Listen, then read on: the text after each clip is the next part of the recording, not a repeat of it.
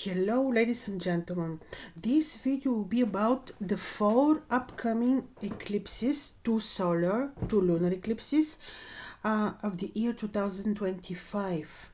Eclipses are very important.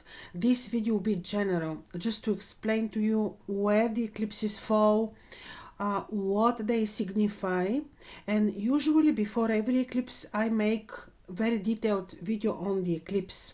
Now I will tell you about the specific degree, the meaning of this degree, and also we will see what some ancient authors explain about these particular placements. Now we have 2 eclipses in March. The first one is on the, when was it? 29th of March we have one, and then the other one is on the 14th of March. So 14th of March, 29th of March. And then the second couple of eclipses, eclipse corridors, are taking place on 7th of September and 21st of September. 2 solar, 2 lunar eclipses as usual. Now, first to tell you what I personally noticed, I repeat this with every eclipse video because I feel this is very important. We have to understand the logic of the eclipses. So we usually have eclipse corridor, it means, or eclipse, call it portal, call it gateway, whatever you like, but we have the first one of March is a lunar eclipse, and after that 14th March, and then 29th solar eclipse. So they form a corridor. So this distance from the first to the second eclipse is very important.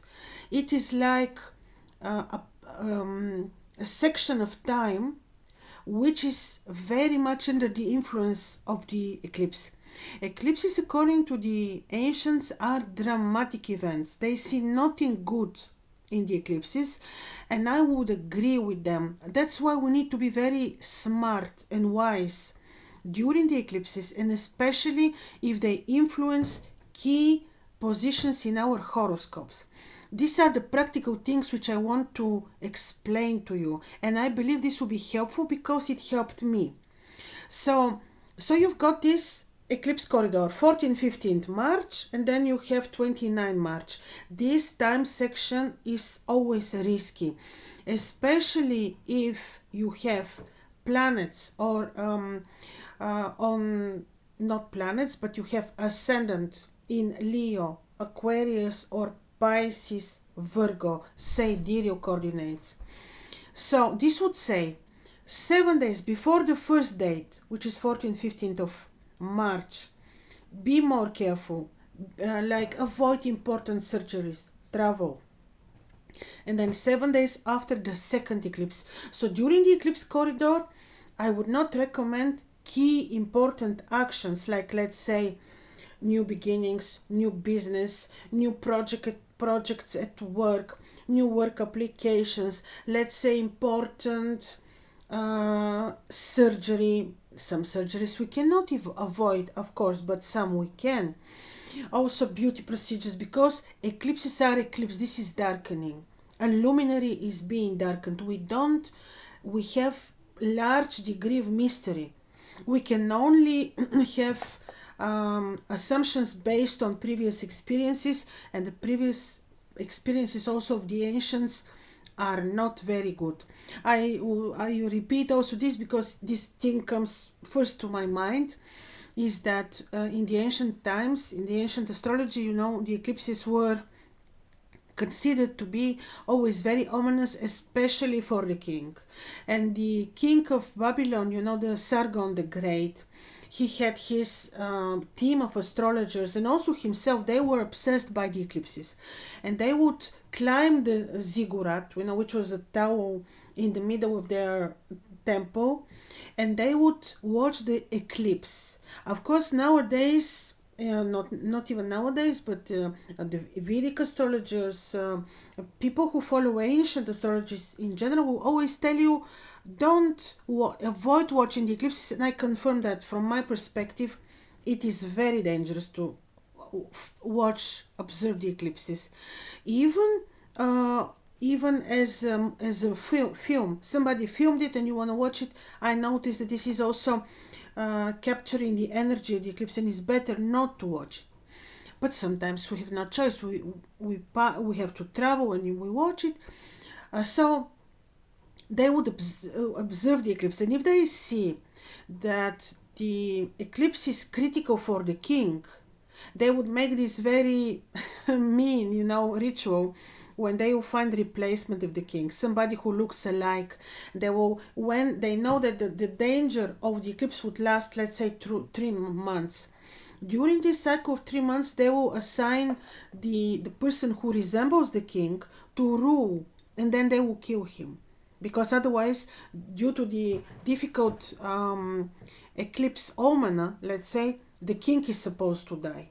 So this is just an example how important they found the eclipses to be, and how much attention and importance they gave to the eclipses, especially for the kings. First, it started like this: they would observe the eclipses because of the king. So eclipses are indeed like that, very, very considered since forever, dramatic events. I tell you what I see as evolution in the energies of the eclipses, because it has to do with our evolution.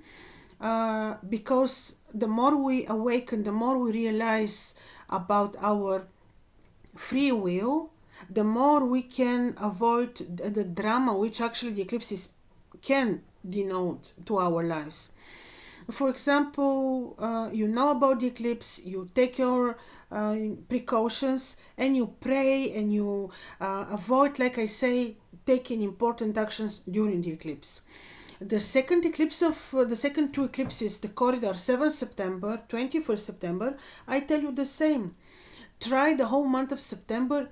Live your life. Of course, I don't say that we have to lock up ourselves in our houses, but I tell you for certain, this is not the month for very important, critical for your life's actions, because the logic is such.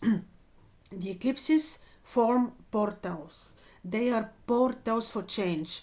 During the time of the eclipse, we are on a something like a standby, because the new energy has to come after the eclipses. I don't say that this energy is always very good, but I say that when we are very intuitive, when we are very patient, when we are very wise, we manage to manage our realities, and not fall in the in the difficult energies which the eclipses oftentimes denote. So this is just some practical views on the eclipse, which I have from literature, but also tell you from my own experience, because I certainly had some bad experiences during, I will tell you, 3 eclipses. It happened so that they happened on key position in my horoscope, on my ascendant, and ascendant is house of life, so it concerns you. So now that this is why I'm telling you, people who have sidereal ascendant Leo, Aquarius, Pisces, Virgo should be particularly careful, because these eclipse corridors which we have in the year 2025, they don't fall only in one sign or on one axis. The first one, which I will give you a little bit more detail in a moment about, is taking place on the axis of Leo Aquarius. This is the one on 14th of March. The second one on 29th of March is happening in Pisces. The third one, which is on the 7th of September, is happening again on the axis of Leo Aquarius. And the fourth one is happening on the axis is happening in Virgo. This is the solar eclipse of the 21st of September. This is why we have two axes of key importance. Of course, these will have an impact on the collective, and I will first speak about this. Now, the sun is always the masculine energy. Of course, everyone knows that the moon is the feminine energy. In the mundane astrology, the sun has to do a lot with the king, with the kingship, with the rulership, and that's why the first eclipse is very interesting. This is the eclipse which is happening on 14th, 15th of March, and this eclipse is lunar. Maybe I share my screen with you to show you if I can. Let me try now. I will have to describe it. 1 second. So I'll show you images when I make my very detailed videos, one by one, for the eclipses. But the first one, see what is happening. We have the sun is in the 29 degrees of Aquarius, and the moon is in the 29 degrees of the nebula of Leo, because the star, the nebula, is in the vicinity. Anyway, so the sun is in the last degree of Aquarius and the moon is in the last degrees of Leo. These degrees are, how to say, critical, both in Leo and Aquarius. They're considered malefic. These are not very easy degrees. And also Saturn, invisible, is conjoined the sun. This is even ominous, and I will tell you why. Because Saturn and the sun are meeting. This is their exact conjunction. Look at this as Saturn and the sun are having their meeting, assembly. They're deciding on what Saturn will bring to us when he becomes visible. And later on the 30th of April, when he becomes visible, he will carry this message. But now this is the timing of their this conjunction is their meeting. They are deciding something, and the eclipse is not helping.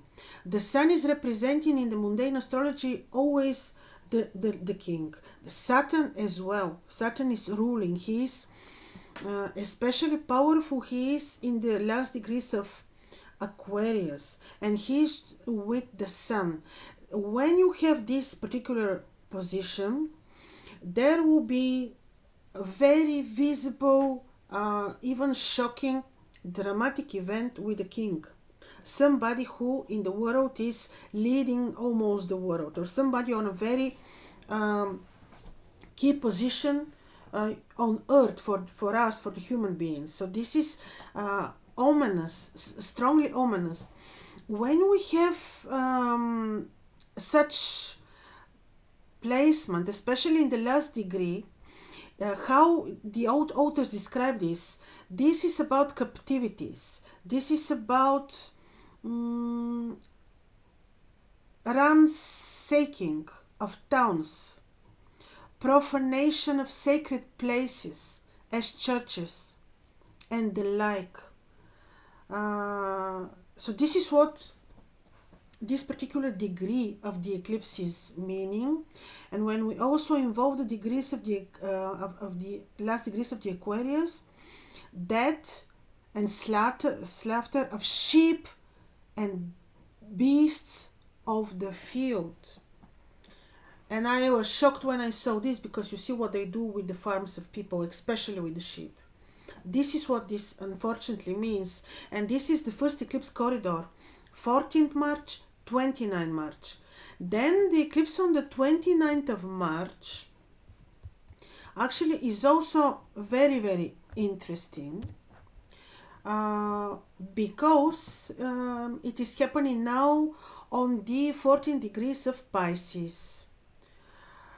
So, and this eclipse is absolutely mind-blowing, because it is conjoined with invisible Saturn, with Rahu, with exalted Venus, with Neptune on a throne, invisible Mercury, retrograde and invisible, and then Moon and the Sun. This eclipse is of major importance. The ruler of Pisces, Jupiter, is in Taurus.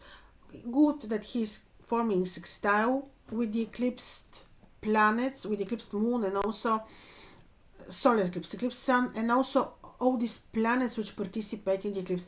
So this eclipse will certainly mean an event. And when eclipse is taking place in the last degrees of this is 14 degrees. This is the middle of Pisces.